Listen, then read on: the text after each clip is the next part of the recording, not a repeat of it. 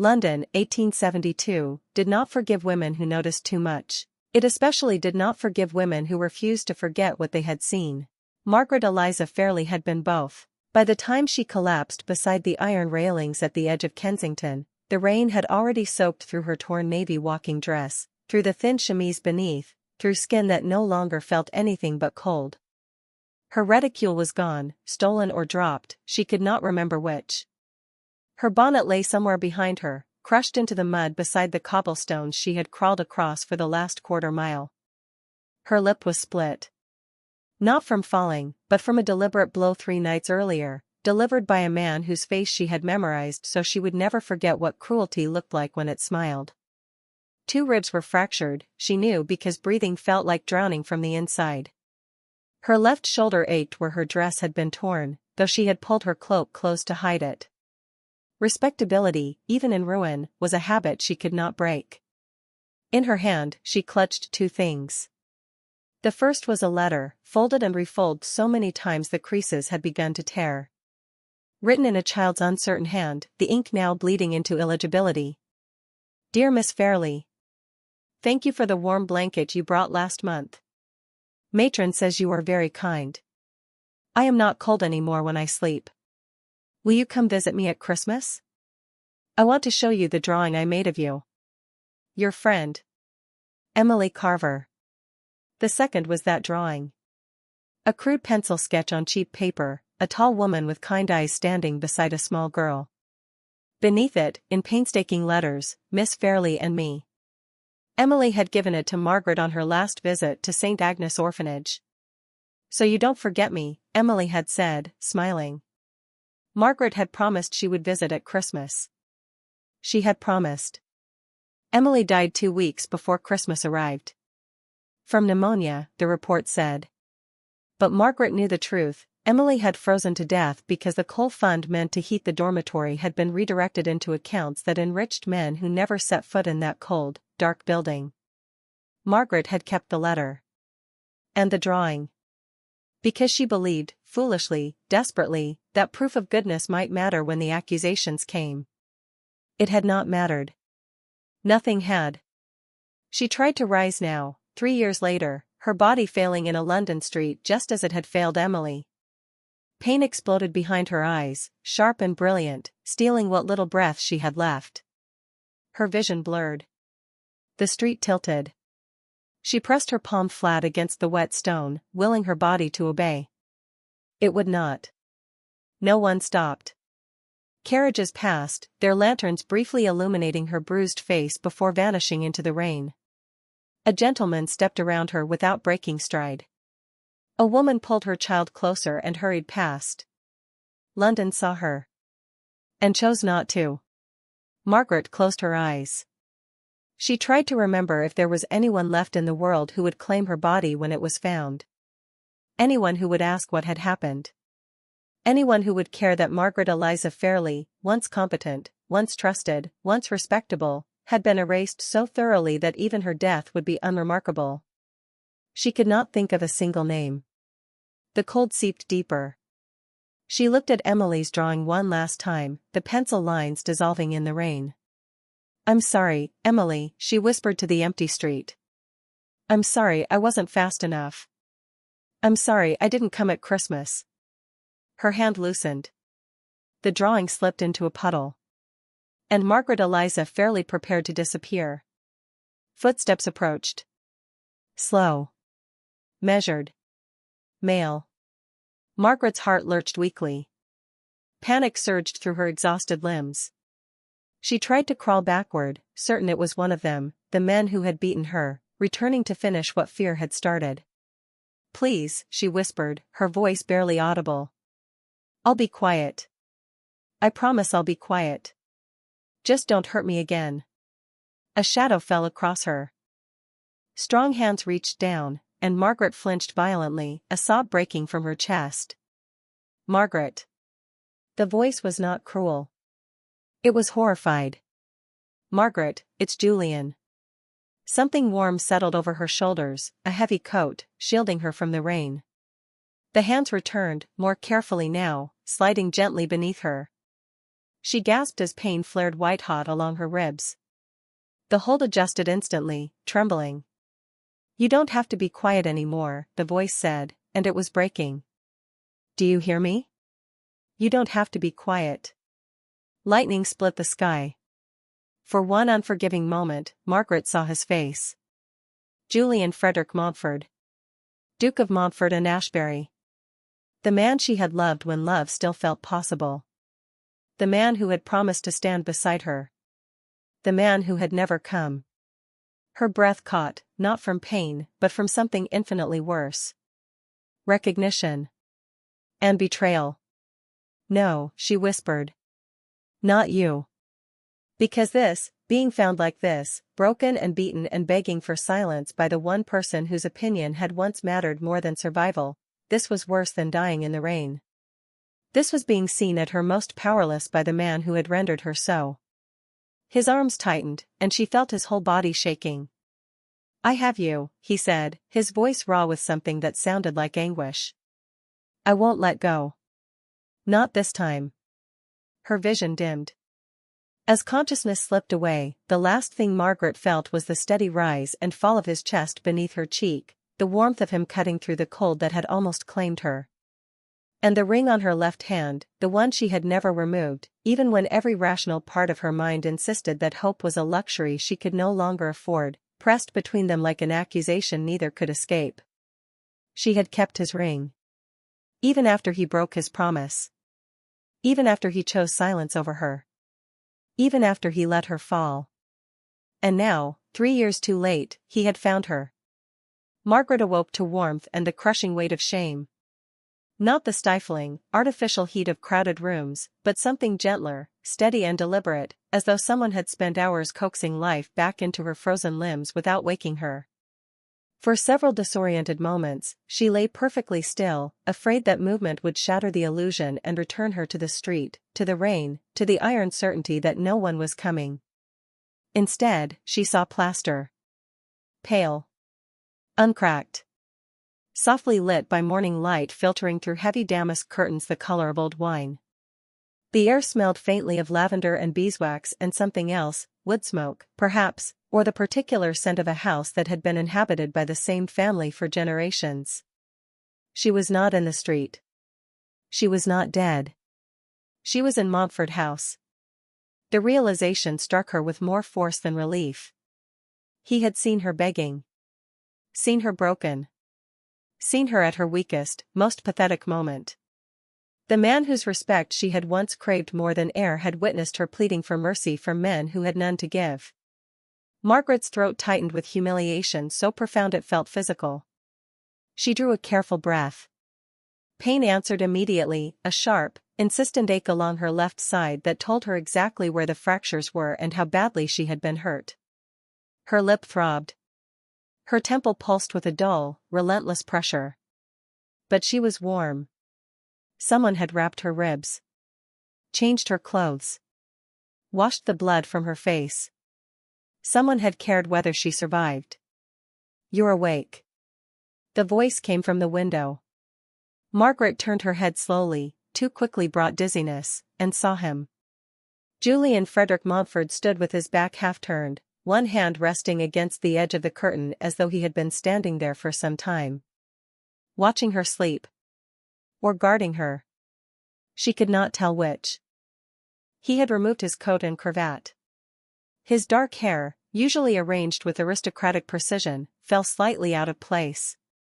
Silver threaded through it now, at the temples, in ways she did not remember from before. He looked older. Tired. As though the years between them had extracted a cost she would not have expected for a man of his position. She closed her eyes, unable to bear the weight of his gaze. "This is Montfort House," he said quietly. "You collapsed near Kensington. I brought you here." Her throat felt raw when she spoke. "You should not have done that." "You were dying," he said simply. "You should have sent for a constable," she replied, her voice barely above a whisper. "Or a physician. Or anyone else." "And left you there in the street?" His voice tightened. "Begging men who weren't there not to hurt you." She flinched. So he had heard that. Every word. Every pathetic, desperate plea. The humiliation crashed over her again, suffocating. You had your reasons before, she said, forcing herself to meet his gaze. For looking away. The silence that followed was not empty. It was filled with everything they had never resolved, every question neither had been brave enough to ask, every moment of cowardice that had led them here. Julian's hands curled into fists at his sides. Mrs. Whittaker attended to you, he said, his tone carefully neutral. You have 2 fractured ribs, extensive bruising, and a mild concussion. You must rest. Margaret tried to sit up. Pain lanced through her side, sharp enough to steal her breath.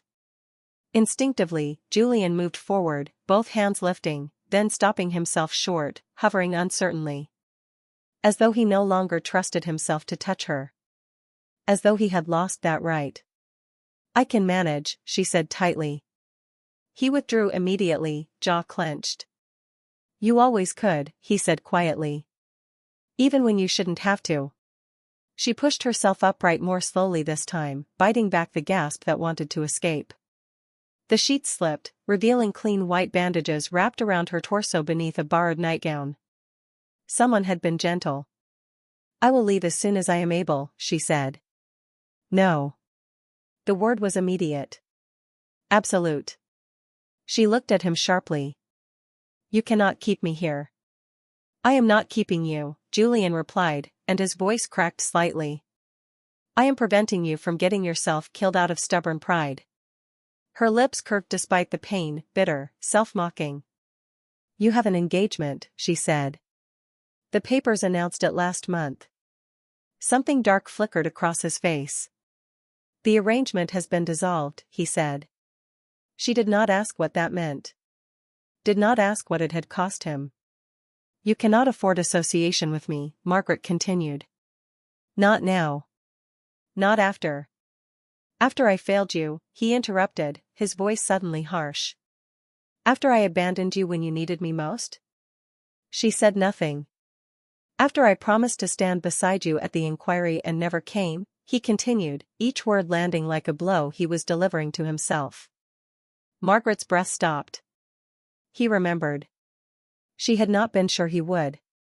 That night, 3 years ago, felt like something from another lifetime. She had gone to him, terrified, the night before the public inquiry. Had knocked on his door at Montford House at an hour no respectable woman should be calling. He had let her in. She had stood in this very room, or one like it, shaking despite the fire, and asked him for the simplest thing. Please. Just stand beside me tomorrow. You don't have to speak. You don't have to defend me. Just, be there. So I know I'm not alone. He had taken her hands. He had looked into her eyes. And he had promised. I will be there. I swear it. The next morning, Margaret had stood in that inquiry room, facing men who had already decided she was guilty. She had looked at the door every time it opened. Waiting. He never came. She learned later, through whispers, through pitying glances, that he had been at his club that morning. Having drinks. With Lord Huxley's associates. Being diplomatic. Margaret forced herself to speak now, her voice steady despite the tightness in her chest. You made a choice, she said. I do not fault you for it. You should, Julian replied roughly. Why, she asked. Because you chose your reputation over a disgraced clerk? That is what men of your position do. Not to you, he said, and the anguish in his voice was unmistakable now. I should never have done that to you. She looked away. It no longer matters. It matters, he insisted. Margaret, I have spent 3 years trying to find you. 3 years wondering if you were alive. 3 years living with the knowledge that my cowardice. Stop, she interrupted. Please. He fell silent. Margaret drew a careful breath. You want absolution, she said quietly. I cannot give it to you. Not yet. I know, he replied. And I cannot be the measure of your redemption, she continued. I will not be the proof that you have grown. I would never ask that, Julian said. Good, Margaret replied. Because I have nothing left to give. The honesty of it, the raw, undefended truth, hung between them. Julian nodded once, accepting that. Then I will not ask you to give anything, he said. I will only ask you to stay. Until you are healed. Until you are strong enough to decide what comes next. Margaret studied him, searching for manipulation, for the polished charm he had once wielded so effortlessly. She found only exhaustion and regret. Why? She asked. Why now? Julian's hands trembled slightly. Because, he said, when I lifted you from that street and you begged me not to hurt you, when you promised you would be quiet if I just left you alone, I understood what I had done to you. His voice broke. I taught you that silence was safety, he said. That speaking would only bring more pain.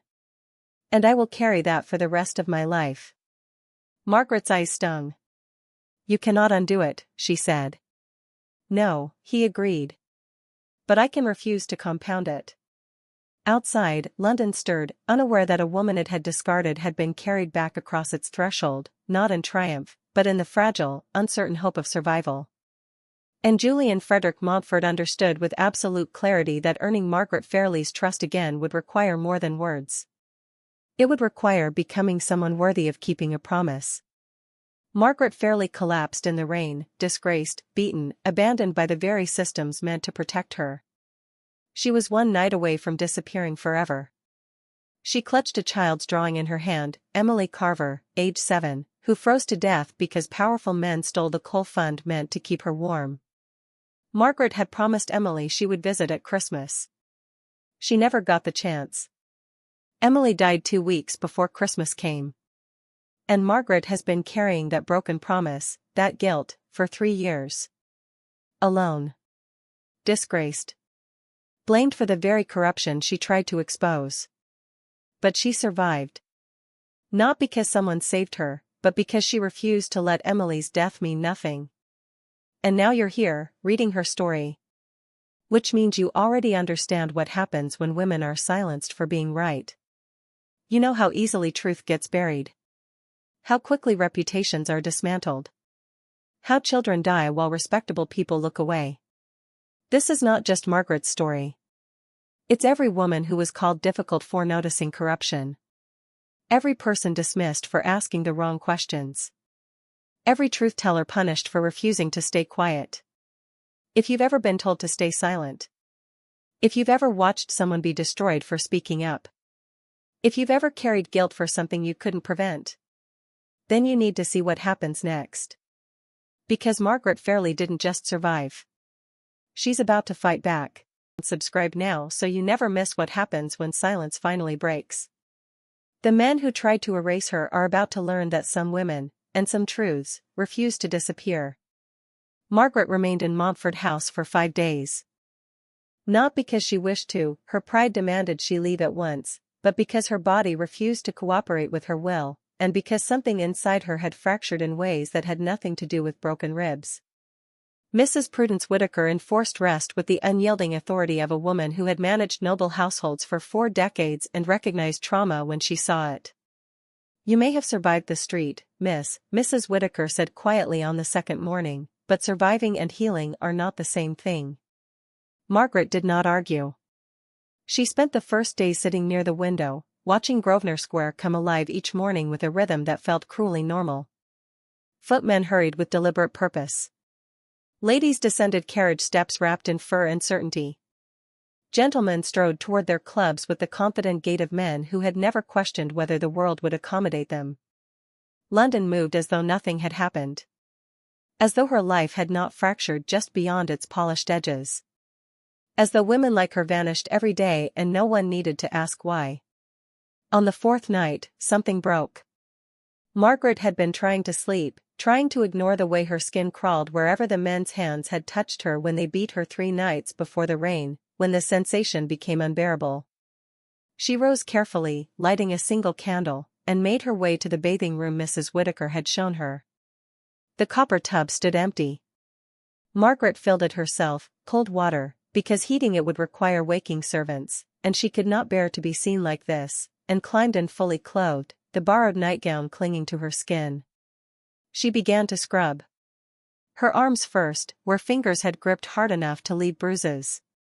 Then her shoulders, where rough hands had shoved her against brick. Then her face, where breath had been too close, too threatening. She scrubbed until her skin turned red. Until her fingernails scraped raw. Until the cloth was stained pink with blood from reopened cuts. "I can't get it off," she whispered to the empty room, her voice breaking. "I can't get them off me." She scrubbed harder. "They're still there. I can still feel them. I can still." A sob tore from her chest. Then another. And suddenly she was crying, not the silent, controlled tears she had allowed herself before, but ugly, gasping sobs that shook her entire body and sent pain screaming through her fractured ribs. She cried for Emily Carver, who had trusted her. For Thomas Brennan, age 9, who died of starvation after the food fund was redirected. For Catherine Wells, age 5, who died of dysentery because the clean water fund was stolen. For the Murphy twins, age 6, who died together holding hands, their small bodies found frozen in the same bed. She cried for every child whose name she knew, every death she had tried to prevent, every piece of evidence she had gathered that should have mattered and didn't. She cried for 3 years of carrying this alone. For the inquiry where no one had stood beside her. For the streets where she had hidden, terrified, waiting for them to find her again. For the rain and the cold and the certainty that she would die unmourned. And she cried because Julian had seen her begging. Had heard her promise to be quiet, to stay silent, to become the very thing she had sworn never to be, complicit in her own erasure. A sound at the door. Margaret's head snapped up, water sloshing. Julian stood in the doorway, fully dressed despite the late hour, his expression stricken. "The door was open," he said quietly. "I heard." He stopped. Took in the scene. The bloodied cloth. The raw skin. The way she was shaking so hard the water rippled. "Margaret," he said, and his voice broke on her name. "Don't," she choked out. "Don't come closer. Don't look at me." He didn't come closer. But he didn't leave. Instead, he lowered himself to the floor just outside the bathing room, his back against the wall, where he could hear her but not see her. "I'm here," he said quietly. "I'm not leaving." "You should," Margaret said through tears. "You should leave." I'm not." "You are trying to erase what they did to you," Julian said, his voice steady despite the obvious pain in it. "By erasing yourself." She pressed her forehead against her knees, water soaking her hair. "I can still feel them," she whispered. "Their hands. Their breath. The way they laughed when I—" She couldn't finish. "I know," Julian said. "You don't," Margaret replied bitterly.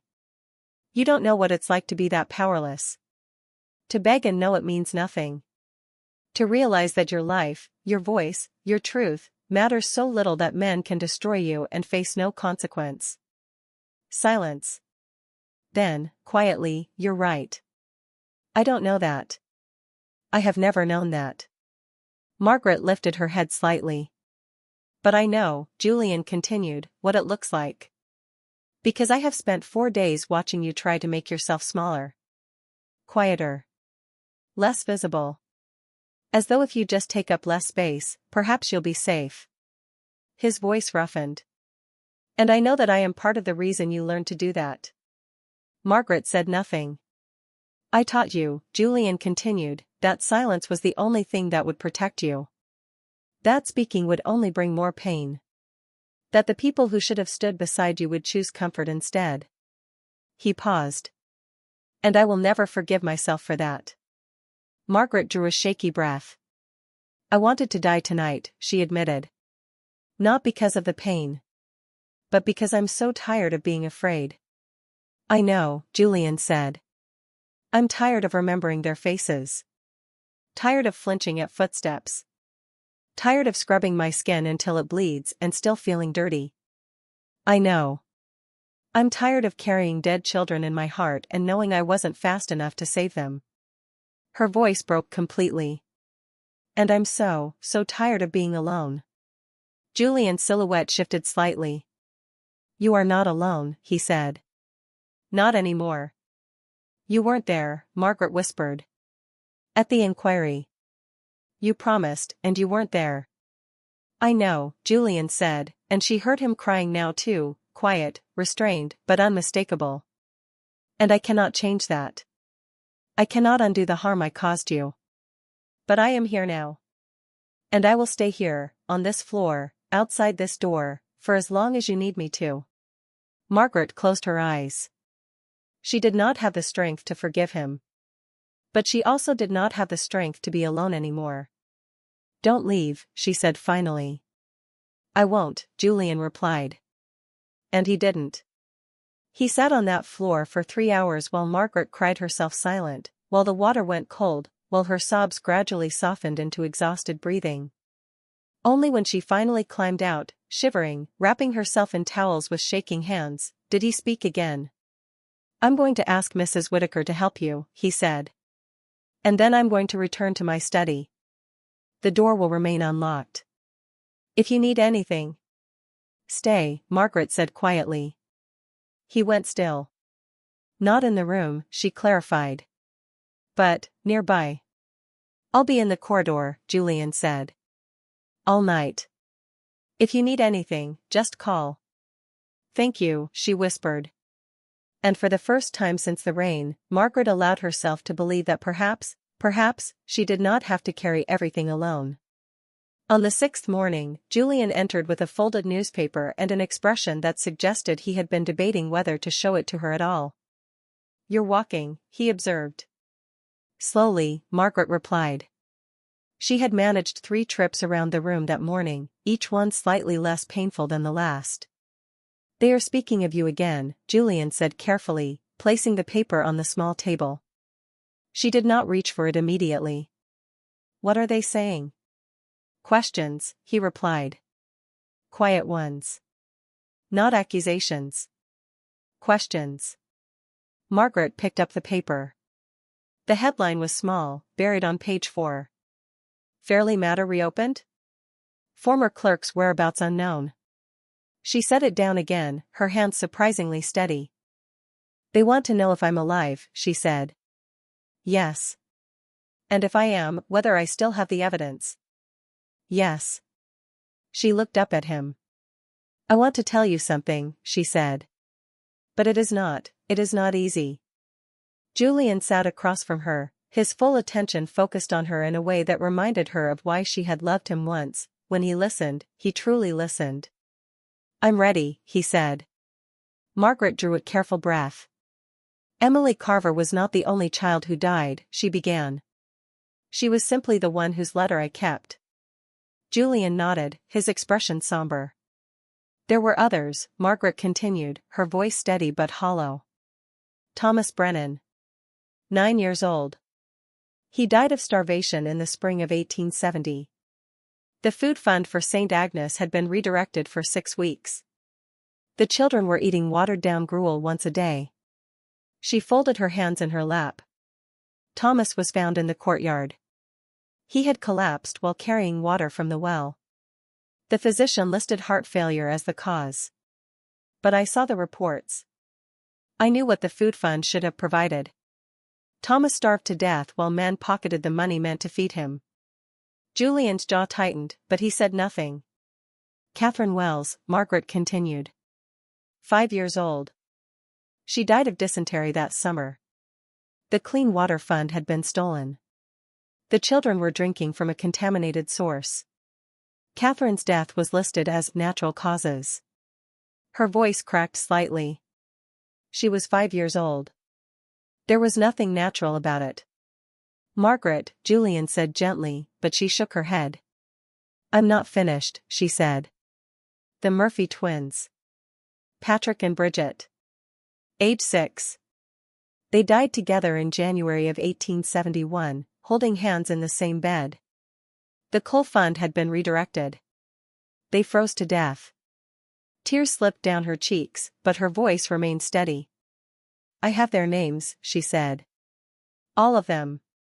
17 children who died at St. Agnes Orphanage between 1869 and 1871 because funds meant to keep them alive were stolen by men who never set foot in that building." She met Julian's gaze directly. "That is what I tried to expose," she said. "Not financial irregularity. Not mismanagement. Mass murder disguised as charitable oversight." Julian's hands were shaking. "And they destroyed you for it," he said quietly. "They tried," Margaret replied. "But I kept the names. I wrote them down. Every single one. Because I knew, even if no one believed me, that someone should remember they existed." She reached into the drawer of the small desk and withdrew a folded piece of paper, worn from handling. "This is the list," she said, handing it to him. "Read it." Julian unfolded it slowly. His expression crumbled as he read. Emily Carver, age 7, pneumonia, coal fund diverted. Thomas Brennan, age 9, heart failure, food fund stolen. Catherine Wells, age 5, dysentery, water fund redirected. Patrick Murphy, age 6, exposure, coal fund diverted. Bridget Murphy, age 6, exposure, coal fund diverted. Sarah Whitmore, age 4, fever, medical fund stolen. James Cooper, age 8, infected wound, medical fund stolen. The list continued. 17 names. 17 children. 17 deaths that could have been prevented. When Julian finished reading, he set the paper down with trembling hands. "This is what you were fighting for," he said. "Yes," Margaret replied. "Not for yourself. No. For children who had already died. And for the ones who would die if I stayed silent," she said. Julian closed his eyes. "I should have stood with you," he said. "I should have believed you from the beginning." "Yes," Margaret agreed simply. "You should have." The honesty of it, the refusal to soften the blow, seemed to hit him harder than anger would have. "I was advised," Julian said slowly, "by men I trusted, that you were unstable. That you had been dismissed for cause. That the inquiry would only vindicate Lady Colborne and make you appear more delusional." Margaret said nothing. "I was told," he continued, "that association with you would ruin both of us. That the kindest thing I could do was step aside and let the matter resolve itself." "And you believed them," Margaret said. "I believed," Julian replied, "that powerful men had no reason to lie about a clerk." "But they did," Margaret said. "Yes," he agreed. "Because you threatened the most valuable thing they possessed." "What?" "Impunity," Julian said. "The certainty that no one would question them. That women like you, competent, observant, principled, could be dismissed as easily as servants. That children like Emily Carver were expendable." He stood abruptly, crossing to the window. "I was complicit in that," he said. "By my silence. By my absence. By my cowardice." Margaret rose carefully and moved to stand beside him. "Yes," she said. "You were." He flinched. "But you are here now," she continued. "And that matters." "Does it?" he asked. "Can it possibly matter enough?" "I don't know," Margaret said honestly. "But it is a beginning." They stood in silence, watching London move beyond the glass. "What happens now?" Julian asked finally. Margaret thought of Emily's letter. Of Thomas and Catherine and Patrick and Bridget and all the others. Of 3 years spent hiding, terrified, carrying their names like stones in her chest. "Now," she said quietly, "we make certain their deaths were not meaningless." "How?" She turned to face him. "We retrieve the evidence," she said. "And we make London remember what it chose to forget." Julian studied her, this woman who had been broken and beaten and should by all rights have been destroyed, and saw something that terrified and awed him in equal measure. Not fragility. Not brokenness. Resolve. "Then we begin," he said, "tomorrow." They did not go anywhere the next day. Before dawn, a boy arrived at the servants' entrance, thin, underfed, clutching a small parcel wrapped in brown paper. Mrs. Whittaker woke Julian personally, her expression grim. "A message for Miss Fairleigh," she said. The boy would give it to no one else. Julian paid him well and sent him away quickly, before questions could be asked. When he brought the parcel to Margaret, she was already awake, sitting by the window in the pale pre-dawn light. She looked at the handwriting on the outside and went completely still. "Thomas Ridley," she whispered. Her hand shook as she untied the twine. Inside were documents, carefully folded, edges worn from years of careful handling. Letters. Account summaries. Ledger entries in Thomas Ridley's precise, meticulous hand. And a note, written on different paper, more recent. "Miss Fairleigh. I kept what you could not carry. I feared you would need proof when the time came, if the time ever came. You once saved my daughter Sarah from dismissal when she asked questions about household accounts that Lady Colborne found inconvenient. You told her that curiosity was not a flaw. That intelligence was not disrespect. That women who noticed things were not problems to be solved. Sarah is married now. She has a daughter of her own, a daughter who will grow up in a world where women like you exist. Where asking questions is not a death sentence. I could not stand with you then. I was afraid. I had a family to protect, and I am ashamed to say I chose their safety over your truth. But I kept your evidence. Every document you copied. Every letter you preserved. Everything you entrusted to me before you fled. I have waited 3 years for you to return. I knew you would. Because Margaret Eliza Fairleigh does not abandon the children she promised to remember. Forgive me for not being braver. Thomas Ridley." Margaret read the letter twice. Then she pressed it against her chest and broke. Not with the violent, gasping sobs of the bath, but with quieter, deeper tears. The kind that came from exhaustion and relief and the overwhelming realization that she had not been as alone as she believed. Julian sat beside her, not touching, not speaking, just present. "I thought everyone had forgotten," Margaret said finally, her voice thick. "I thought I was the only one who remembered their names." "You weren't," Julian said quietly. "Thomas kept the evidence for 3 years," she said. "At risk to himself. To his family." "Yes. And Sarah, his daughter, she's married. She has a child." "Yes." Margaret looked up, tears still streaming down her face. "That's what I was fighting for," she said. "Not just the children who died. But the ones who would come after. So they could grow up in a world where truth mattered more than convenience." Julian reached out slowly, giving her time to refuse, and took her hand. "Then we finish what you started," he said. She nodded. They spent the morning reviewing the documents Thomas had sent. Every letter Margaret had copied. Every ledger entry showing diverted funds. Every piece of correspondence referencing administrative adjustments that were actually theft. It was comprehensive. Devastating. Undeniable.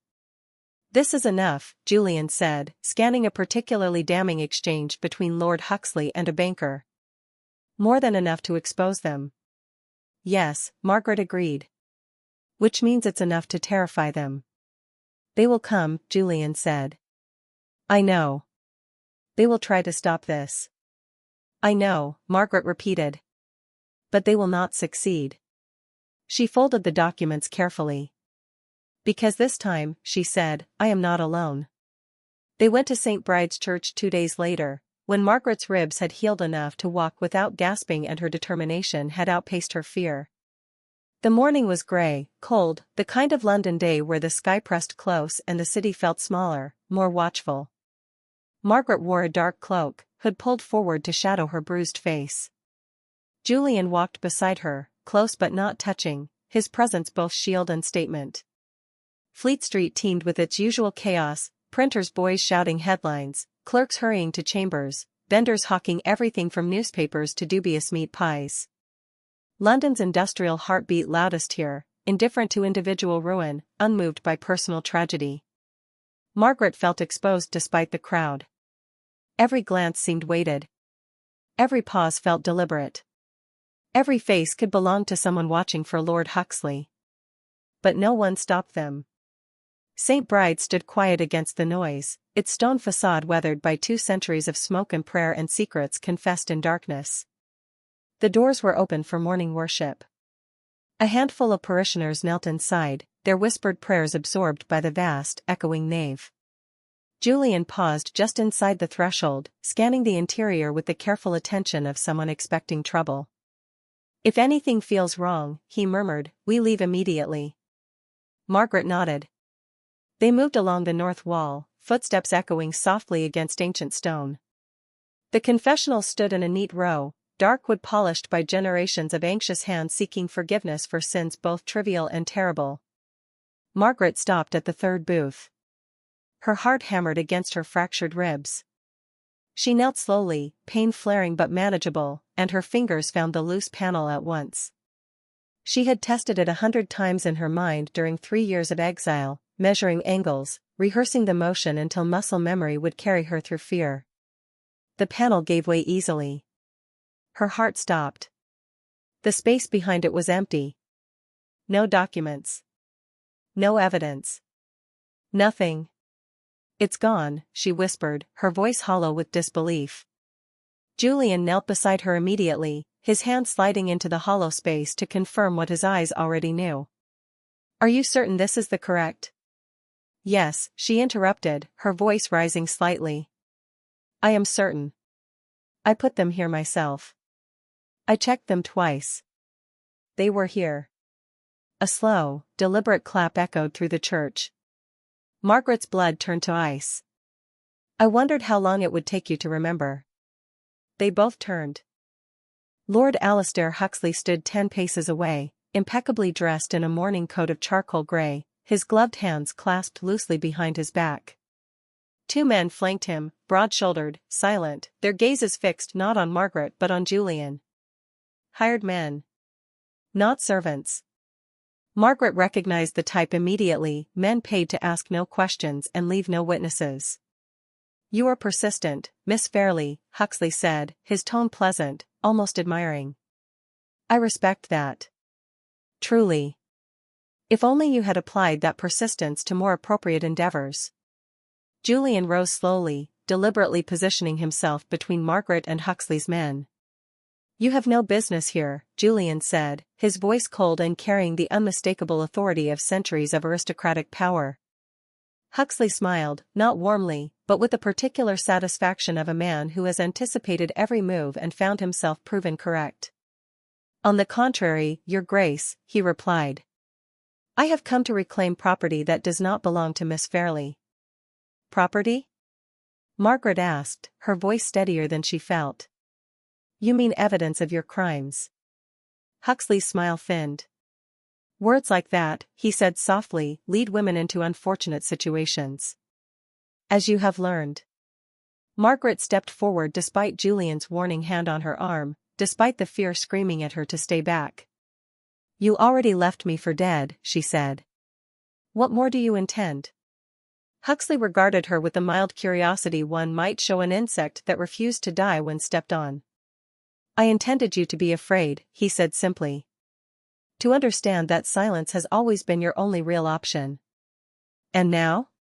Julian asked, his tone dangerous.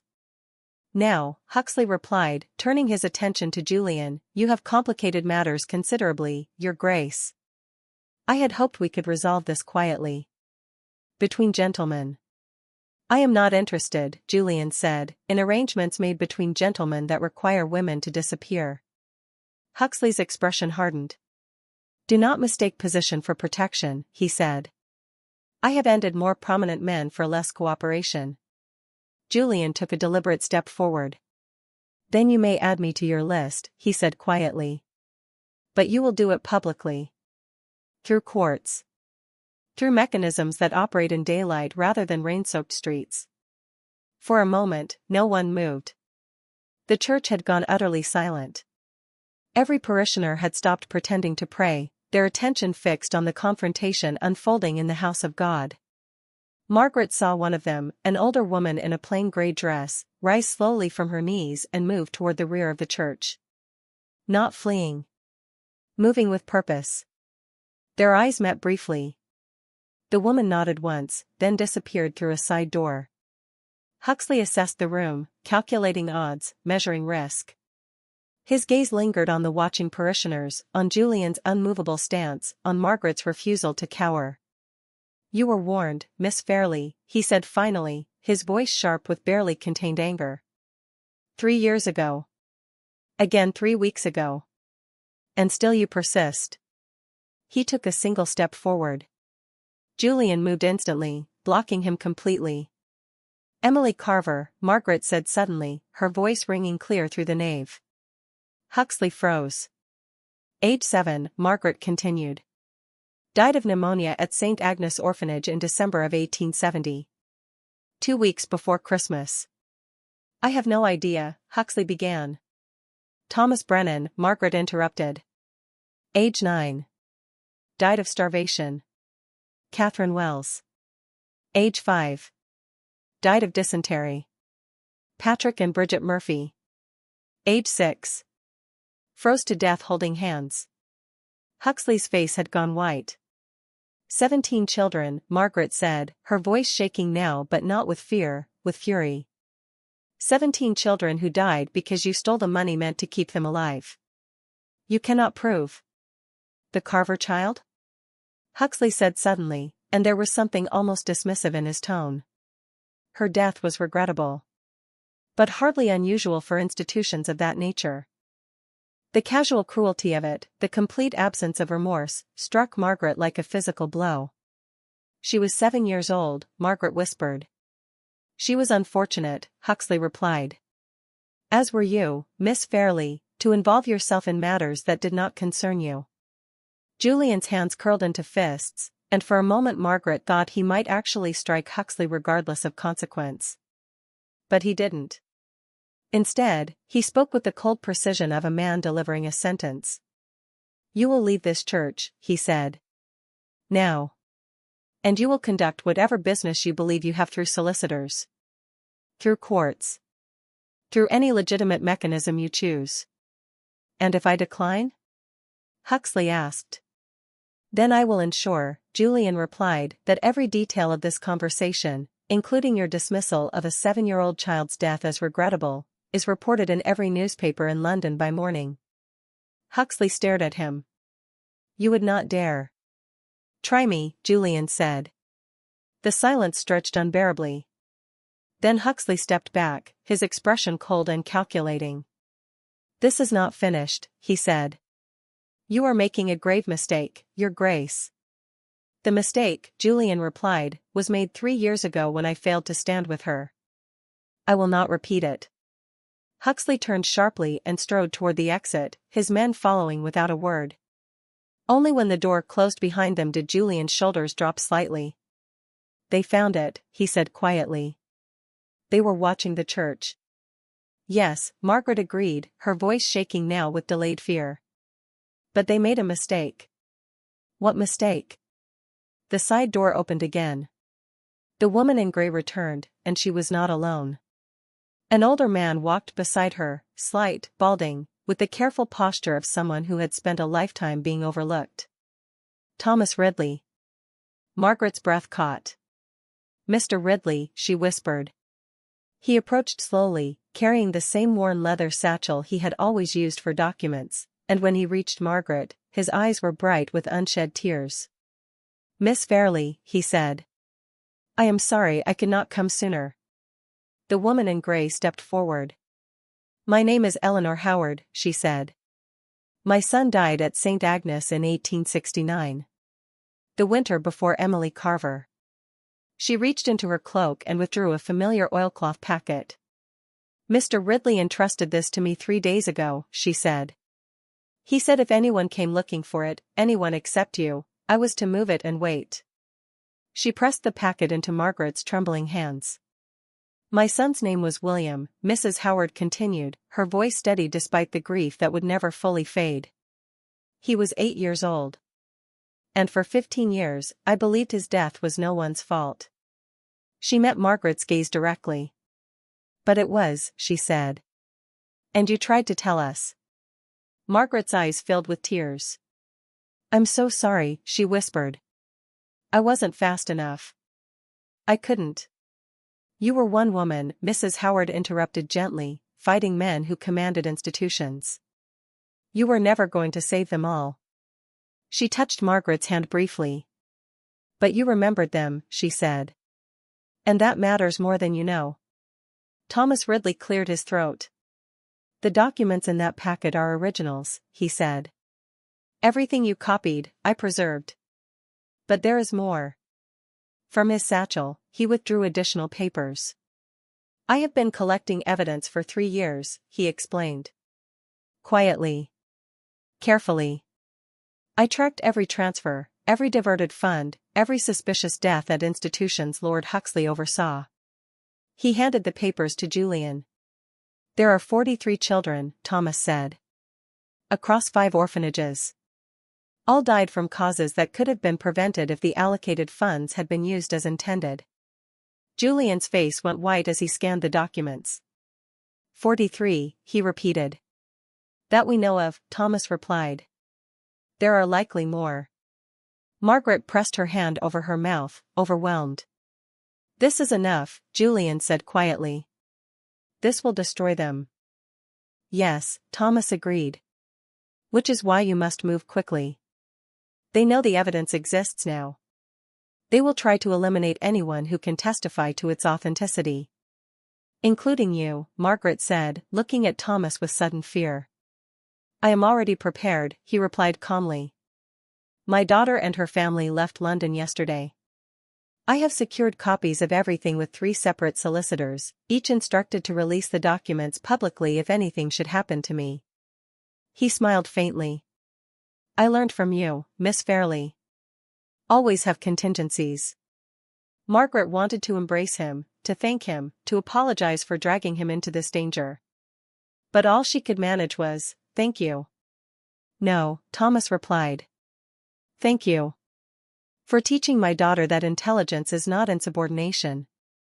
That questions are not disrespect. He nodded once to Julian. Protect her, Your Grace. Not because she needs saving, but because she deserves to see these men answer for what they've done. I will, Julian promised. Thomas Ridley and Eleanor Howard left through the side door as quietly as they had come, disappearing into London's crowded streets where 2 more ordinary people could vanish without notice. Margaret stood in the center of St. Bride's Church, clutching evidence that had cost her everything, surrounded by the ghosts of children she could not save. But she was not alone. Julian stood beside her. Thomas Ridley had preserved her truth. Eleanor Howard had protected it. And somewhere in London, 43 names were about to be spoken aloud after years of silence. What now? Julian asked quietly. Margaret looked down at the documents in her hands, the weight of evidence, the burden of proof, the possibility of justice. Now, she said, we make certain they cannot bury this again. Her voice was steady. Her hands were not. But for the first time in 3 years, Margaret Fairleigh was not running. She was standing her ground. And the truth she carried would not, could not, be silenced anymore. Lord Huxley walked away believing he still controlled the narrative. He dismissed Emily Carver's death as regrettable. A 7-year-old child. Frozen to death. Regrettable. He was wrong about everything. Because here's what powerful men always forget. Silence only works when people are isolated. Margaret wasn't isolated anymore. Thomas Ridley kept the evidence for 3 years, risking everything. Eleanor Howard protected it, a grieving mother who lost her 8-year-old son to the same theft. Julian finally stood beside her. After 3 years of cowardice, he chose courage. And now you're here. Reading this. Refusing to look away. Making sure 43 children's names aren't forgotten. That's the thing about truth. It doesn't need to be loud. It just needs to be witnessed. One person saying, I remember. One person refusing to let cruelty be called regrettable. One person deciding that this time, this story will not be erased. You are that person right now. By reading Margaret's story, you're doing what London failed to do 3 years ago. You're standing beside her. And every person who stands beside truth makes it harder to bury. Subscribe now, because what happens next isn't just exposure, it's reckoning. The men who called 17 children's deaths regrettable are about to learn what happens when the truth refuses to stay buried. And you're going to witness every moment. Julian did not wait. Within 3 hours of returning from St. Bride's, he sent sealed packets to 5 men, carefully chosen, quietly influential, each nursing old grievances against Lord Huxley's particular brand of polite tyranny. Each packet contained the same thing: copies of Thomas Ridley's meticulously preserved evidence, Margaret's handwritten list of 43 names, and a brief note written in Julian's own hand, factual, direct, impossible to ignore. He did not ask for favors. He presented facts and let conscience do the rest. By afternoon, questions were being asked in places where questions had long been discouraged.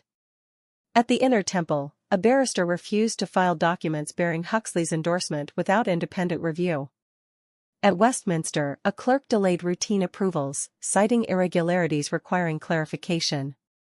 At Fleet Street, an editor who had spent 2 decades avoiding controversy quietly summoned his investigative reporter. By evening, London hummed with uneasy tension. Margaret felt it from the window of Montfort House, watching lamps flicker to life across Grosvenor Square as darkness settled over the city. The carriage that had been watching the house was gone now. That worried her more than if it had stayed. "They're regrouping," she said quietly. Julian stood beside her, coat still on, as though he might need to leave at any moment. "Yes," he agreed. "And they will respond. Not all of them wisely." A sharp knock at the door. Mrs. Whittaker entered, her expression unusually grave. "A messenger from Justice Edward Pembroke," she said. "He requests Miss Fairleigh's presence tonight." Margaret did not hesitate. "I will go." Julian's brow furrowed. "Now? At this hour?" "He would not summon me unless something has already shifted," Margaret replied. "Delay would look like fear." "Or caution," Julian countered. "I have been cautious for 3 years," Margaret said. "It did not save me." She met his gaze directly. "I am done hiding." Justice Pembroke's chambers were lit well past usual hours, windows glowing against the dark like a lighthouse warning of dangerous waters. When Margaret entered, she saw immediately that the room was not empty. 2 solicitors stood near the far wall, expressions carefully neutral. A clerk hovered by the door, pale and tense. A man she did not recognize sat in the corner, taking notes in silence. Justice Pembroke himself remained behind his desk, but his posture had changed. 3 years ago, he had been dismissive, barely concealing his contempt for a woman who dared question her betters. Now, he looked tired. And perhaps ashamed. "Miss Fairleigh," he said, his voice measured but no longer cold. "You have caused considerable disruption today."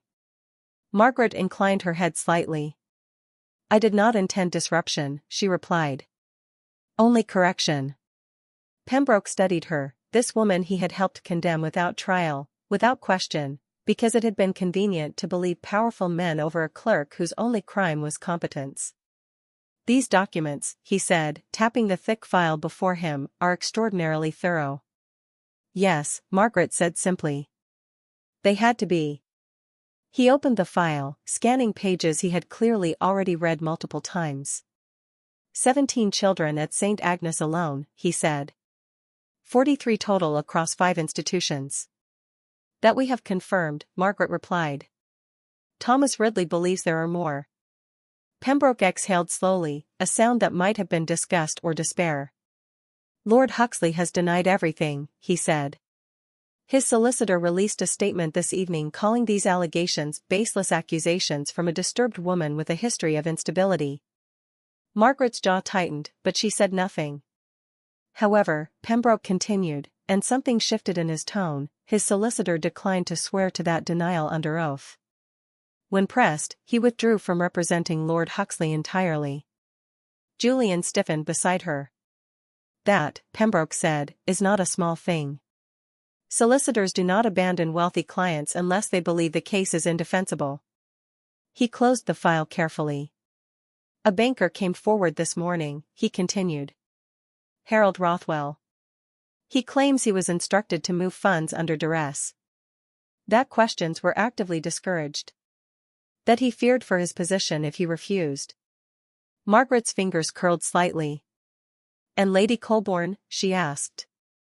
Pembroke's mouth tightened into a grim line. She has retained separate counsel and is reportedly negotiating terms of testimony. Against Huxley, Julian said. Against everyone, Pembroke replied. She is positioning herself as a victim of manipulation rather than a co-conspirator. Is she? Margaret asked quietly. Pembroke met her gaze. That, he said, is for a court to determine.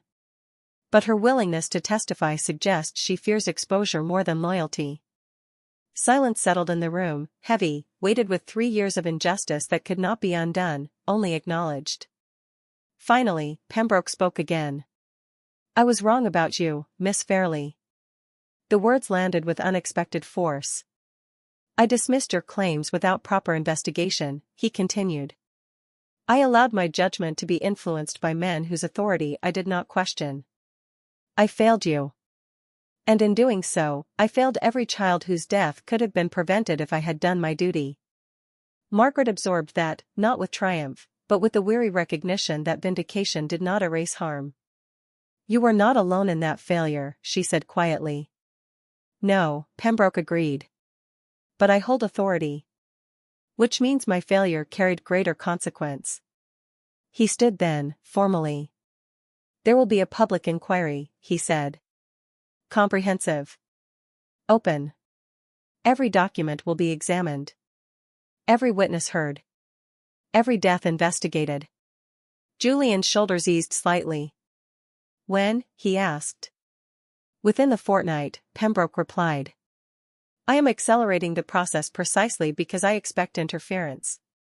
Huxley still commands considerable influence. He looked at Margaret directly. Until the inquiry concludes, you are under the protection of this court. But you must understand that protection has limits. I cannot prevent every threat. Cannot guard against every move they might make. I understand, Margaret said. Do you? Pembroke asked sharply. These men have killed children through negligence and theft. Do you truly believe they will hesitate to eliminate a woman who threatens their freedom? No, Margaret replied. But I cannot live the rest of my life in fear of what they might do. I tried that. It nearly destroyed me. Pembroke nodded slowly, something like respect entering his expression. Then be careful, Miss Fairleigh. Be strategic. And do not mistake the beginning of justice for its completion. Outside, the first newspaper broke the story. Not boldly. Not with screaming headlines. But carefully, precisely, in the language of questions that carried the weight of accusation. Questions raised in Fairleigh matter. Documents suggest systematic oversight failures at charitable institutions. Multiple child deaths under investigation. By morning, London knew something had shifted. By midday, Lord Huxley's name appeared in print, carefully, surrounded by qualifiers, but unmistakably present. By afternoon, St. Agnes Orphanage was inspected by officials who had ignored its conditions for a decade. By evening, Lady Colborne's solicitor released a statement distancing his client from any impropriety, whether alleged or proven, committed by persons with whom she may have been professionally associated. The careful language fooled no one. Margaret walked through the city the next day without disguise. Not because she felt safe, every shadow still carried threat, every stranger's glance still triggered fear. But because she refused to hide any longer. She heard her name spoken as she passed. Some voices carried disbelief, I thought she had fled the country. Others carried something closer to apology, perhaps we judged too quickly. And a few, just a few, carried quiet admiration, she stood against them. Alone. Near Piccadilly, a young woman stopped her. She was perhaps 20, dressed in the practical clothing of a governess or companion, her hands roughened by work, her expression nervous but determined. "Miss Fairleigh?" she asked hesitantly. Margaret nodded. "I just wanted to say," the woman's voice cracked slightly, "I'm glad you didn't disappear. I'm glad you came back." Then she hurried away before Margaret could respond, as though afraid of her own courage. Margaret stood very still on the busy street, people flowing around her like water around stone. She had expected anger, suspicion, even hostility. She had not expected gratitude. That night, Lord Alistair Huxley was taken into custody. Not dramatically. Not with public spectacle. But quietly, decisively, by officers who had received orders from Justice Pembroke himself. His solicitor released a brief statement denying all charges and promising vigorous defense. The papers printed it. But below that statement, they also printed the number 43. 43 children. 43 preventable deaths. 43 names that London could no longer pretend not to know. The next morning, Margaret woke to find Julian sitting in the chair beside her bed, a newspaper folded in his lap, his expression unreadable. "You should have woken me," she said, sitting up carefully. "You needed rest," he replied. "What is it?" she asked, noting the tension in his shoulders. He handed her the paper without comment. The headline was direct, unequivocal. Fairleigh inquiry to proceed. Evidence of systematic fraud presented to court. Multiple arrests anticipated. But it was the secondary article that made her breath catch. Public apology issued by St. Agnes Board of Trustees. "We failed the children we were sworn to protect." Margaret read it twice, her hands trembling. The Board of Trustees of St. Agnes Orphanage issues this formal apology to the families of children who died under our care between 1869 and 1871. We failed in our duty of oversight. We failed to question irregularities in financial management. We failed to protect the most vulnerable souls entrusted to us. We particularly apologize to Miss Margaret Fairleigh, whose attempts to expose these failures were met with dismissal and persecution rather than proper investigation. We were wrong. We are ashamed. And we commit to ensuring such failures never occur again. Beneath the statement were listed 17 names. Emily Carver. Thomas Brennan. Catherine Wells. Patrick and Bridget Murphy. All of them. Every child Margaret had carried in her heart for 3 years. Their names, finally, in print. Remembered. Acknowledged. Real. Margaret's vision blurred with tears. "They apologized," she whispered. "Yes," Julian said quietly. "They said my name. They admitted they were wrong." "Yes." She pressed the paper against her chest, tears streaming freely now. "It's not enough," she said. "It will never bring them back. Never undo what was done." "No," Julian agreed. "But it is something." Margaret looked up at him. "Is it?" she asked. "Is an apology enough?" Julian moved to sit on the edge of the bed, close enough that she could lean against him if she chose. "No," he said honestly. "An apology is not enough. But it is a beginning. It is the first time these institutions have admitted failure publicly. The first time they have named the children who died because of their negligence." He took her hand gently.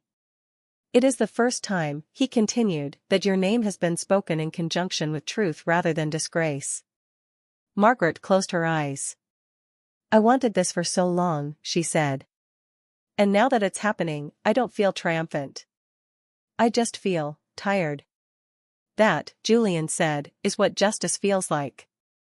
It does not arrive with fanfare. It arrives with paperwork and admissions and the exhausting work of forcing institutions to change." She leaned against him then, allowing herself this moment of vulnerability. "What happens now?" she asked. "Now," Julian replied, "you rest. You heal. And when you are ready, you testify." "And after?" He was quiet for a moment. "After," he said, "you decide what kind of life you want to build. Not in reaction to what was done to you, but in response to who you are becoming. Margaret thought about that. About Emily Carver's letter, still preserved. About 43 names that would not be forgotten. About a world where women like her could speak truth and expect to be believed. I want to build something, she said quietly. Something that prevents this from happening again. Then you will, Julian replied. And I will help you. Outside, London stirred with the news. Inside, a woman who had been disgraced, beaten, and left for dead allowed herself to believe, tentatively, carefully, that survival might transform into something greater than merely existing. Perhaps even justice. London is finally listening. Not because institutions suddenly developed integrity, but because Margaret Fairleigh refused to let 43 children be forgotten. And here's what nobody tells you about exposing corruption. It doesn't feel triumphant. It feels exhausting.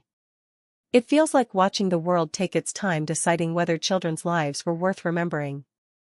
It feels like reading apologies that can never undo deaths that should never have happened. Margaret stood alone for 3 years while respectable people looked away. While Emily Carver froze to death because the coal fund was stolen. While Thomas Brennan starved because the food fund disappeared. While Patrick and Bridget Murphy died holding hands because men pocketed the money meant to save them. 43 children.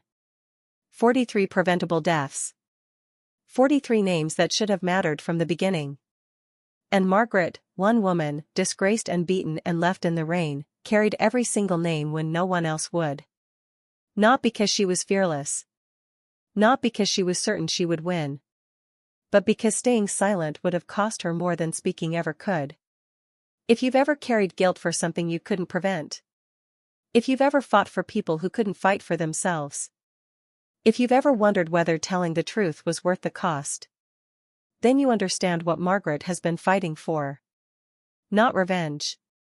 Not vindication. Legacy. Backhand index pointing down. Subscribe now because what happens next shows you what remains when you refuse to be erased. Margaret is about to transform pain into purpose. Survival into justice. Silence into permanent, undeniable change. And you're going to witness every moment. Margaret stood on Westminster Bridge 3 nights after the first public apology. Alone. Julian did not know she had left Montford House.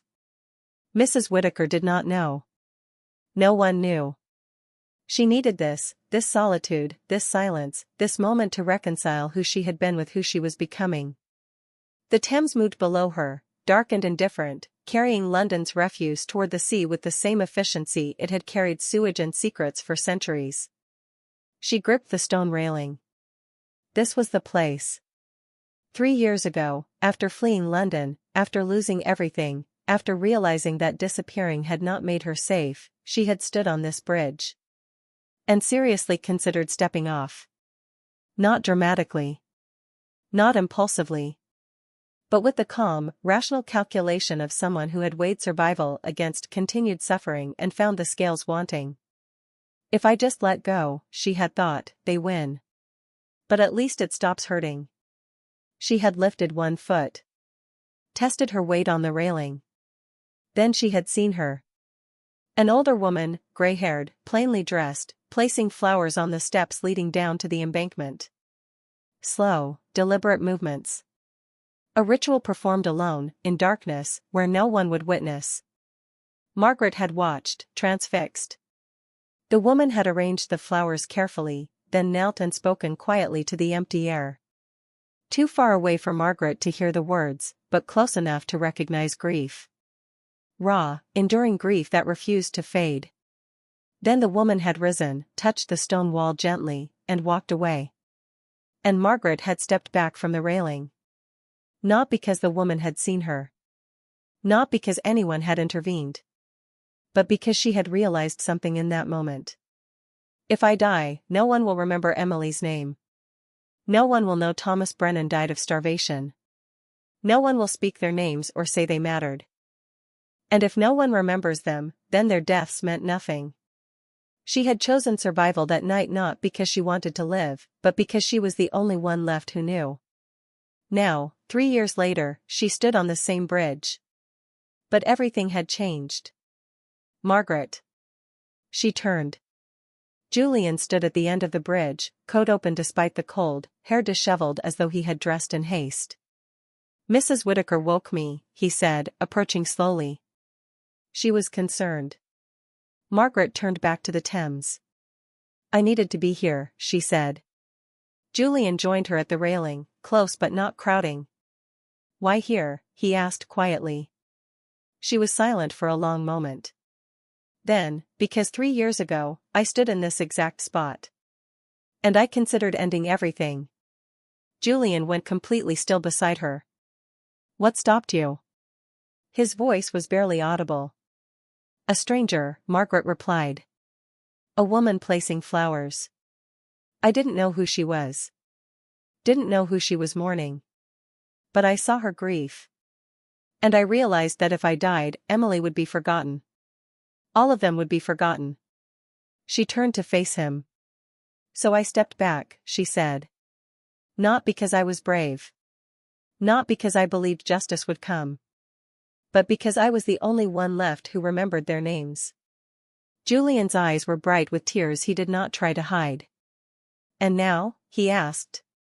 "Now," Margaret said, "Eleanor Howard remembers. Thomas Ridley remembers. You remember. London is being forced to remember." She paused.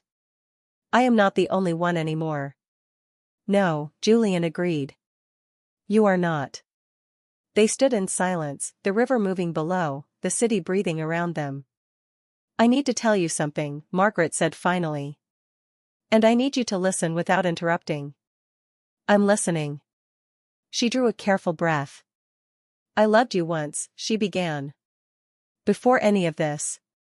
Before the inquiry, before the disgrace. I loved you in the way young women love men who seem kind and intelligent and interested in what they think rather than merely what they look like." Julian said nothing. "And when everything fell apart," Margaret continued, "when I was accused and humiliated and facing ruin, I came to you. And you promised to stand beside me." Her voice remained steady. "But you didn't come to the inquiry. You chose your reputation. Your comfort. Your position. And I do not fault you for that choice because I understand it was easier to believe I was guilty than to risk association with someone society had condemned." She met his gaze directly. "But I need you to understand something, that choice nearly killed me. Not because you didn't love me enough. But because it taught me that even the people I trusted most would abandon me when it became inconvenient to stand beside me." "Margaret," Julian began, but she shook her head. "I'm not finished," she said gently. "You asked me once what I want. What kind of future I can imagine. Yes.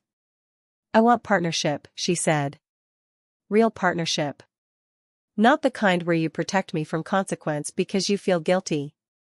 Not the kind where I become proof of your redemption. Not the kind where I owe you gratitude for basic decency."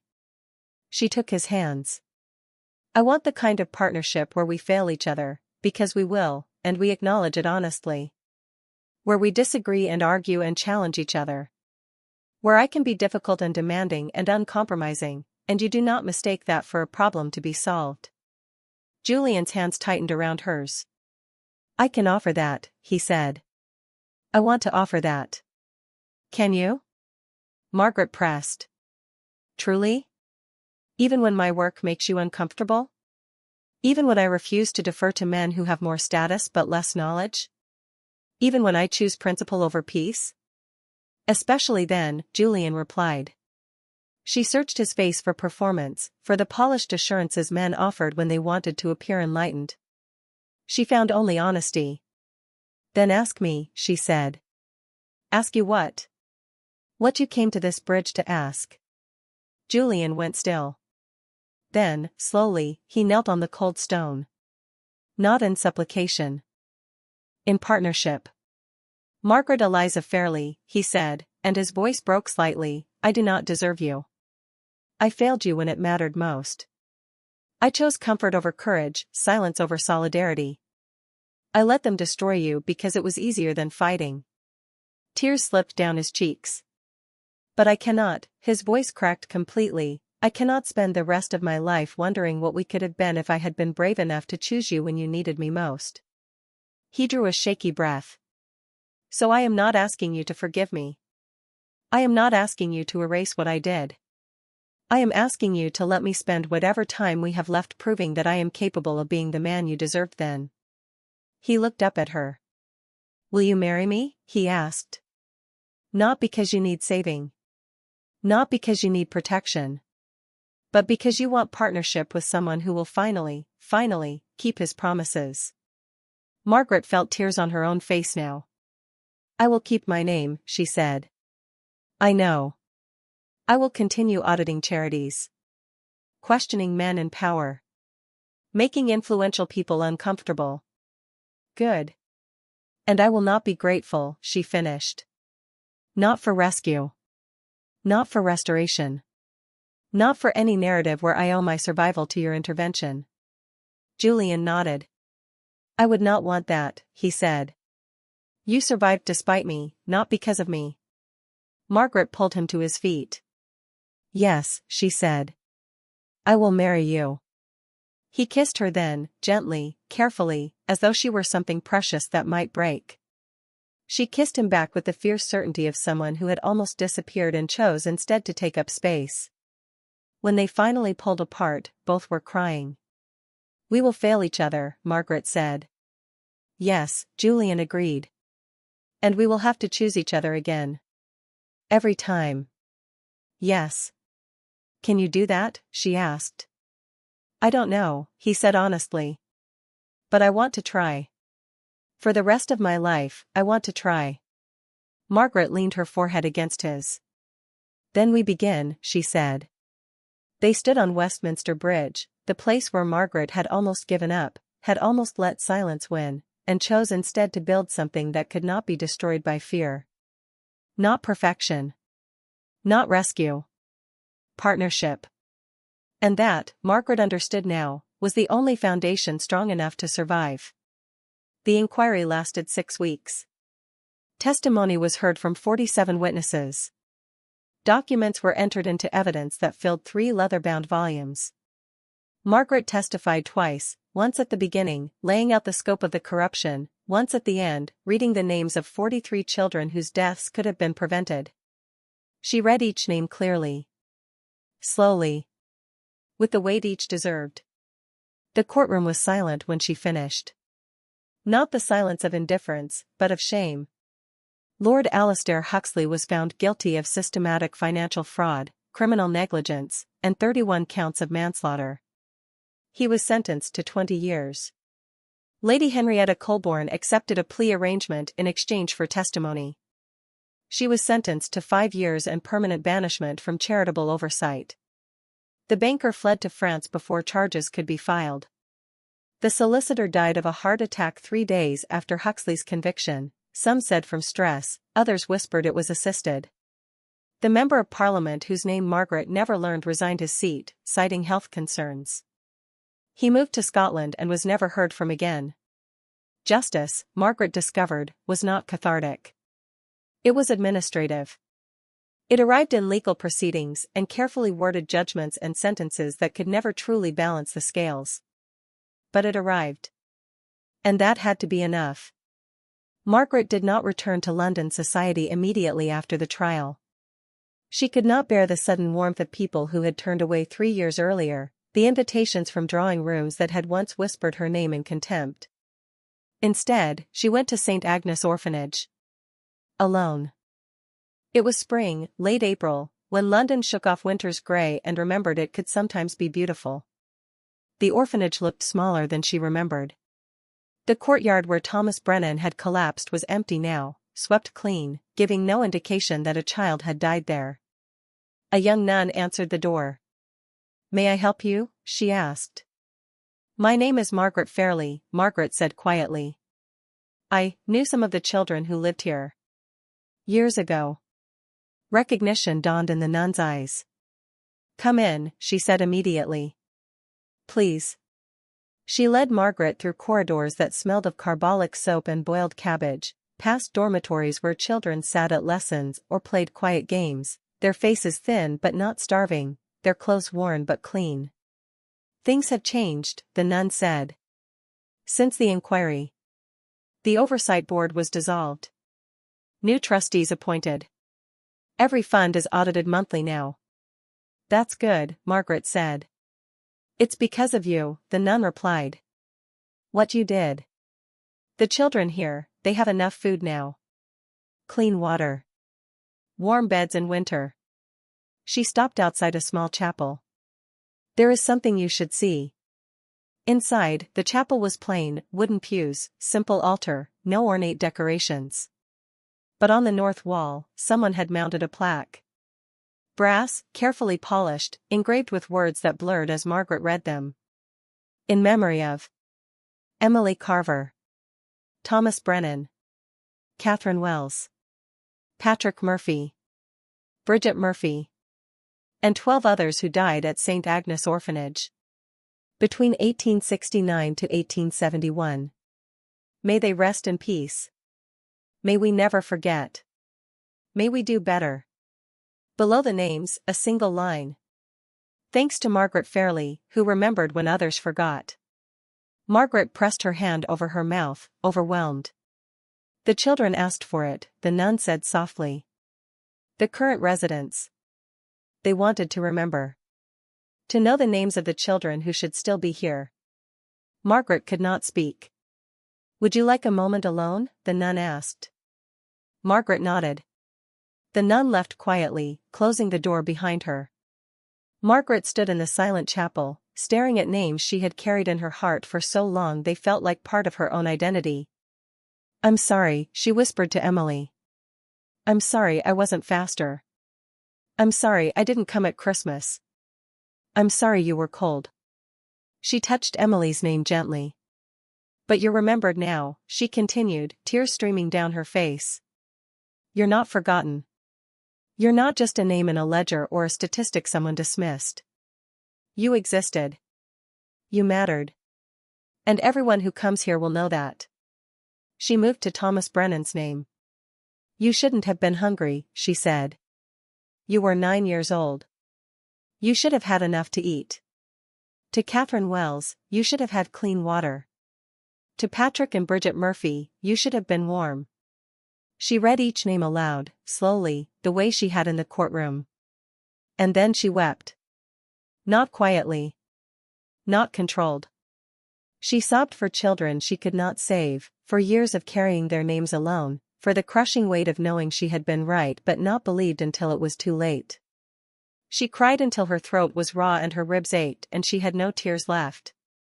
And when she finally stopped, when the chapel was silent again except for her ragged breathing, she felt something shift inside her.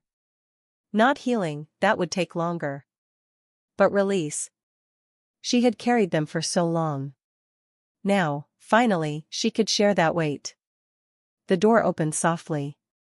Another nun entered, older, her face lined with years of witnessing suffering she could not always prevent. She sat beside Margaret without speaking, and together they sat in silence, two women who understood that grief and remembrance were not the same as defeat. I lost a child once, the nun said eventually. Long ago, before I took my vows. Cholera. She was 3. Margaret looked at her. For years, the nun continued, I could not say her name aloud. Could not speak of her without breaking. I thought if I just stopped thinking about her, the pain would ease. She paused. But it didn't. It only made me feel as though I had abandoned her twice. Yes, Margaret whispered. What helped, the nun said, was not forgetting. But remembering with others. Sharing her name. Allowing other people to carry her with me. She gestured to the plaque. You have given these children that gift, she said. The gift of not being forgotten alone. Margaret nodded, unable to speak.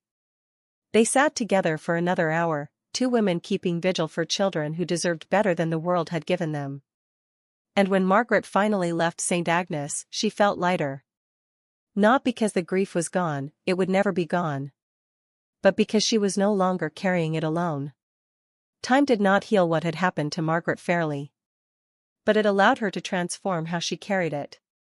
She married Julian that autumn in a quiet ceremony at Ashbury Park, with only people who had earned the right to witness present. Mrs. Whittaker, Thomas Ridley and his daughter Sarah, Eleanor Howard, Justice Pembroke, who attended despite obvious discomfort, as though witnessing the marriage might partially atone for his earlier failure. Margaret kept her name. The announcement in the papers read, Julian Frederick Montford, Duke of Montford and Ashbury, to Margaret Eliza Fairleigh.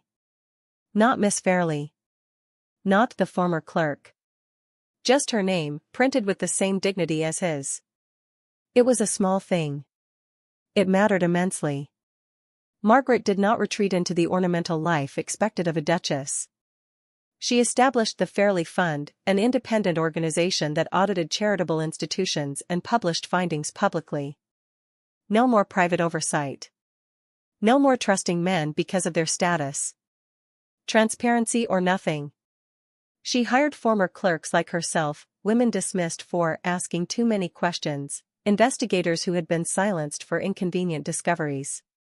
She trained them in the meticulous documentation Thomas Ridley had taught her. She gave them the tools to expose corruption without being destroyed by it.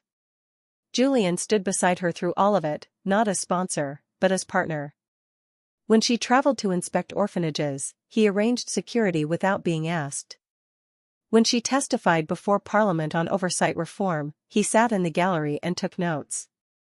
When powerful men tried to intimidate her, he reminded them, quietly, privately, with unmistakable threat, that she was not alone anymore. Their marriage was not without conflict. They disagreed about strategy. Margaret wanted immediate public exposure of every irregularity, Julian urged measured approaches that protected witnesses. They argued about risk. Margaret pushed boundaries that frightened him, Julian worried she would be hurt again. But they never stopped listening. And they never abandoned each other. Their children grew up knowing the truth. Not as tragedy, but as history. Their eldest daughter Caroline was 9 when she first asked about the rain. Is it true father found you in the street? She asked over breakfast one morning. That you were hurt? Margaret set down her tea carefully. Yes, she said. Why were you hurt? Because I told the truth about people who preferred lies, Margaret replied. Caroline absorbed that, her young face serious. Were you afraid? Terrified, Margaret admitted. But you told the truth anyway. Eventually, Margaret said. After I had help. Julian, reading correspondence across the table, glanced up briefly and smiled. Your mother, he said to Caroline, is the bravest person I have ever known. Were you brave? Caroline asked him directly. Julian's smile faded. No, he said honestly. I was a coward when it mattered most. I failed your mother badly. Caroline looked between them, confused. But you're together now, she said. Yes, Margaret replied. Because your father learned to do better. And because I learned to trust again. Both of those things took time. How much time? Years, Julian said. And I am still learning. Caroline nodded slowly, processing that. I think, she said eventually, that trying to be better matters too. Margaret reached across the table and squeezed her daughter's hand. Yes, she said. It does. 20 years after the rain, the Fairleigh Fund had prevented corruption at 37 institutions. Recovered misappropriated funds totaling over £200,000. Ensured that children in 17 orphanages, 4 hospitals, and 12 schools received the care Parliament had allocated for them. Margaret did not become famous. She became necessary. Institutions that once dismissed oversight now requested it, afraid that discovery without transparency would destroy their reputations. The threat of a Fairleigh audit was more effective than any regulation Parliament could pass. On the 20th anniversary of their wedding, Julian presented Margaret with a bound volume. Leather-covered, edges worn from handling, pages filled with careful documentation. What is this? Margaret asked. Our record, Julian replied. Your notes. Court findings. Correspondence. Everything that could have been rewritten if left unattended. He opened it to the first page. There, in his own handwriting. This is the true account of Margaret Eliza Fairleigh. Who noticed what others chose to ignore? Who spoke when silence was rewarded? Who survived erasure? Who transformed pain into purpose? May all who read this understand. Some battles, even when they break you, are worth fighting. Margaret's eyes filled with tears. For our children? She asked. For anyone, Julian replied, who was told to stay quiet when they should speak. She traced the words gently. Thank you, she whispered. For what? For keeping your promises, she said. Finally. He smiled, small, genuine, hard-earned. Always, he replied. For the rest of my life. That evening, they sat together on the terrace at Ashbury Park, watching the sun set over fields that stretched endlessly toward the horizon. Their children's laughter drifted from the gardens below. London was a distant memory, close enough to reach but no longer oppressive. Do you regret it? Julian asked quietly. Any of it? Margaret considered that carefully. I regret that children died before I could stop it, she said. I regret that it took 3 years for anyone to believe me. I regret that I was beaten and disgraced and almost erased. She paused. But I do not regret surviving, she continued. Or speaking. Or refusing to disappear. Neither do I, Julian said. She leaned against him, allowing herself this rare moment of unguarded peace. What do you think they will say about us? She asked. In 50 years? Julian smiled. They will say, he replied, that we were inconvenient. That we made powerful people uncomfortable. That we refused to accept convenient lies as truth. Margaret laughed, genuine, unrestrained. Good, she said. They sat in comfortable silence as darkness settled, two people who had been broken separately and rebuilt together, not into something perfect, but into something honest. Margaret thought of Emily Carver. Of Thomas Brennan and Catherine Wells and Patrick and Bridget Murphy. Of 43 children whose names would never be forgotten because she had refused to let them go. And she understood, finally, that this was enough. Not triumph. Not revenge. Legacy. The kind that lived in audited ledgers and transparent accounting and children who had enough to eat. The kind that whispered to every woman told to stay quiet. You can survive this. You can speak. You can refuse to disappear. And someone, eventually, will listen. Margaret Fairleigh chose love. But not the kind that saves you. The kind that stands beside you. She didn't need rescue, she needed someone who would finally keep his promises. She didn't need protection, she needed partnership. She didn't need gratitude, she needed equality. And Julian, the man who failed her spectacularly 3 years earlier, learned to meet her there. Not as savior. Not as redeemer. But as equal. This is the part they never teach us. Real love doesn't ask you to shrink. It doesn't demand you forget what happened. It doesn't require gratitude for basic human decency. It doesn't erase your scars to make someone else comfortable. Real love stands beside you in the mess. In the terror. In the nights when you're still scrubbing your skin raw. In the moments when you're crying in a church for children you couldn't save. It stands beside you and says, I'm here. And I'm not leaving. If that's the kind of love you've been searching for. If you're tired of narratives where women are saved instead of seen. If you believe partnership matters more than protection. Then you need to see how this ends. Because Margaret's story doesn't end with marriage. It ends with legacy. Backhand index pointing down. Subscribe now for the final chapter. You've stood beside Margaret through disgrace. Through terror. Through vindication. Now witness what she builds with the life she reclaimed. Because this is what happens when women refuse to disappear. And the world finally makes space for the truth they carried alone. 53 years later. London, 1925. A young woman named Emily Howard sat in a university lecture hall, her notebook open, her attention fixed on the professor at the front of the room. Today, Professor Whitmore said, we discuss a case study that transformed charitable oversight in Victorian England. The Fairleigh Inquiry of 1872. Emily leaned forward. She knew that name.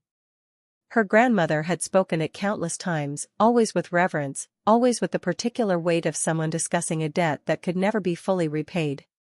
Margaret Eliza Fairleigh, the professor continued, was a clerk who discovered systematic fraud within London's charitable institutions. When she attempted to expose this corruption, she was discredited, beaten, and left for dead in a London street. The lecture hall was utterly silent. 17 children died at St. Agnes Orphanage alone, Professor Whitmore said. 43 total across 5 institutions. Deaths that could have been prevented if allocated funds had been used as intended rather than stolen by men in positions of trust. He pulled up a photograph on the projection screen. Black and white, slightly faded, but clear enough. A woman standing beside a tall man in formal dress. She was not smiling, but her expression held something fiercer than happiness. Certainty. Margaret Fairleigh did not disappear, the professor said. Despite every attempt to silence her, she survived. She testified. She established the Fairleigh Fund, which still operates today, auditing charitable organizations and publishing findings publicly. Emily's pen flew across the page, capturing every word. Her legacy, Professor Whitmore continued, is not that she was saved by a duke, though that is how popular romance novels often tell the story. A few students laughed. Her legacy, he said, his tone serious now, is that she refused to be erased. That she transformed personal trauma into systemic change. That she taught a generation of women that competence was not disrespect, that questions were not insubordination, and that speaking truth, even when it cost everything, mattered more than social acceptance. He paused, letting that settle. Margaret Fairleigh died in 1919, age 78, surrounded by children and grandchildren who grew up knowing her story not as scandal, but as instruction. He clicked to the next image. A memorial plaque, brass and polished. Margaret Eliza Fairleigh. 1841 to 1919. She survived. She spoke. She refused to disappear. May all who remember her understand. Some battles, even when they break you, are worth fighting. Before you leave today, Professor Whitmore said, I want you to consider this. How many Margaret Fairleighs have existed throughout history whose names we do not know? How many women noticed corruption, spoke truth, and were silenced before their voices could reach us? Silence. And how many more will there be, he continued, if we do not create systems that protect truth-tellers rather than punish them? The lecture ended. Students filed out, murmuring to each other, debating the case. Emily remained in her seat, staring at the photograph of Margaret Fairleigh. She thought of her grandmother, Eleanor Howard, who had died when Emily was 12, and the stories she used to tell. My son William died when I was young, her grandmother had said. And for years, I believed it was no one's fault. Just bad luck. Just life. What changed? Emily had asked. A woman named Margaret Fairleigh, her grandmother had replied. She proved it wasn't luck. It was theft. And she made sure no one could pretend otherwise ever again. Emily gathered her books slowly. She walked to the front of the lecture hall, where Professor Whitmore was organizing his papers. Excuse me, she said. Professor? He looked up, smiling. Yes? My name is Emily Howard, she said.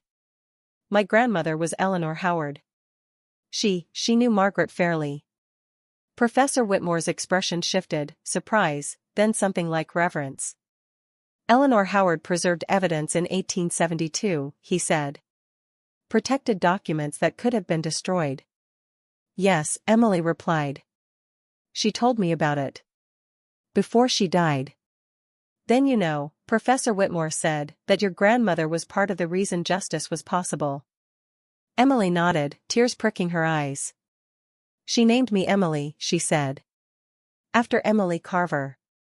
The first child on Margaret's list. Professor Whitmore went very still. Your grandmother, he said quietly, wanted you to remember. Yes, Emily replied. And I do. She hesitated, then asked, where can I read more? About Margaret Fairleigh? About what happened after the trial? Professor Whitmore reached into his bag and withdrew a book. Worn, obviously read many times, carefully preserved. The Woman Who Refused to Disappear. Margaret Fairleigh and the Victorian Reform Movement. He handed it to Emily. This is my personal copy, he said. My great-grandmother wrote it. Emily looked at the author's name on the cover. Caroline Maumpford Fairleigh. Margaret's daughter, Professor Whitmore said. She spent 20 years compiling her mother's papers, interview notes, court records. Everything that could have been lost. He smiled. Keep it, he said. I think your grandmother would want you to have it. Emily clutched the book to her chest. Thank you, she whispered. That night, Emily read until dawn. And when she finished, she understood something her grandmother had tried to teach her for years. Silence protects the powerful. Truth protects everyone else. And some battles, even when they break you, are worth fighting. Because the alternative is forgetting. And forgetting is how history repeats. Margaret Eliza Fairleigh. 1841 to 1919. She survived. She spoke. She refused to disappear. If this story moved you, if Margaret's refusal to be erased reminded you of your own battles, then you understand something powerful. Your story matters. The truth you're carrying, the corruption you've witnessed, the injustice you've survived, the system that tried to silence you, it matters. Not just for you, but for everyone who comes after. Every time you refuse to stay quiet, you make it easier for the next person to speak. That's what Margaret did. She didn't save everyone, she couldn't. She didn't win immediately, it took years. She didn't emerge unbroken, the scars never fully healed. But she survived. She spoke. She refused to disappear. And because of that, 43 children's names are remembered. Oversight systems were reformed. Women who came after her could ask questions without being destroyed. That's legacy. Not perfection. Not triumph. The stubborn, defiant choice to exist loudly when the world demands your silence. If you've ever been told to stay quiet. If you've ever carried truth alone. If you've ever wondered whether speaking up was worth the cost. Margaret's answer is clear. Yes. Even when it breaks you. Even when it takes years. Even when you stand alone at first. Yes. Because some women refuse to disappear. And the world, eventually, painfully, slowly, has to make room for them. Thank you for standing beside Margaret. Thank you for refusing to look away. Thank you for believing that truth matters. Now go tell your own story. We're listening. Subscribe for more stories about women who refuse to disappear.